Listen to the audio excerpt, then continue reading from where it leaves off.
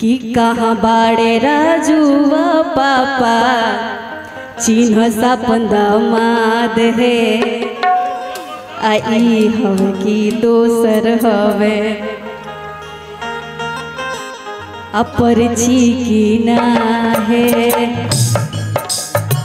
अरे मैं ऐसे गा रही हूँ, पूरे याद नहीं मुझे, इतना ही याद है मुझे। अरे यही तो, अब इनके शादी में भी जाना पड़ेगा एक दिन, वहाँ भी तो गाना सुनाना पड़ेगा। कि बैठा बैठा ए विकास दुल्हा चौका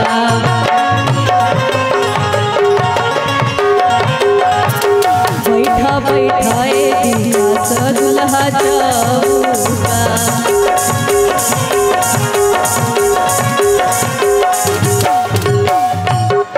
कैसे बैठिए गुंजना भैया चौका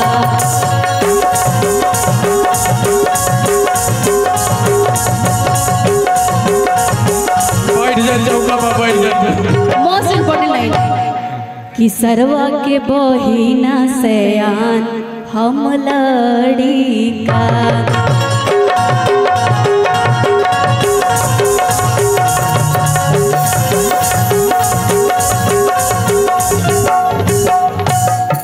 भैया हो, इनका साली पे भी एक लाइन हो जाना चाहिए, यही है ना कि जब लगवलस होठ लाली हो हमारा भैया के साली सीधे दिल में घुस जाली सीधे दिल में घुस जाली हो हमारा भैया के साली घुस जाली हो हमारा भैया के साली।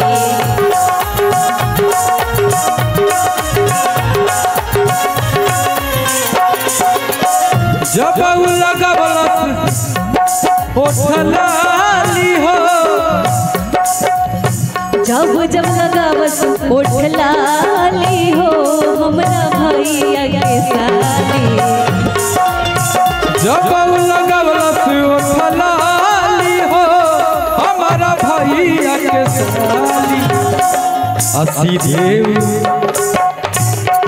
सीधे दिल में घुस जाली हो हमारा भैया के साली।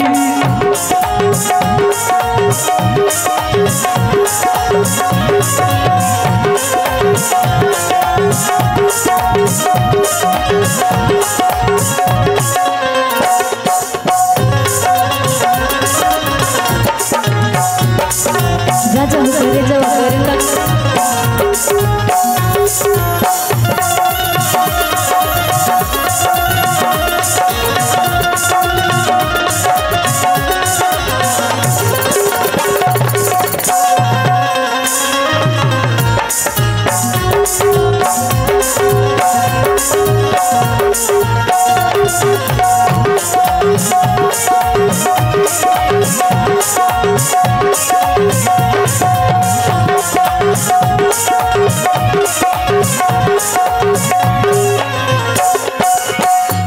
चार पे आ जा, एक गाना का बहुत देर से डिमांड है।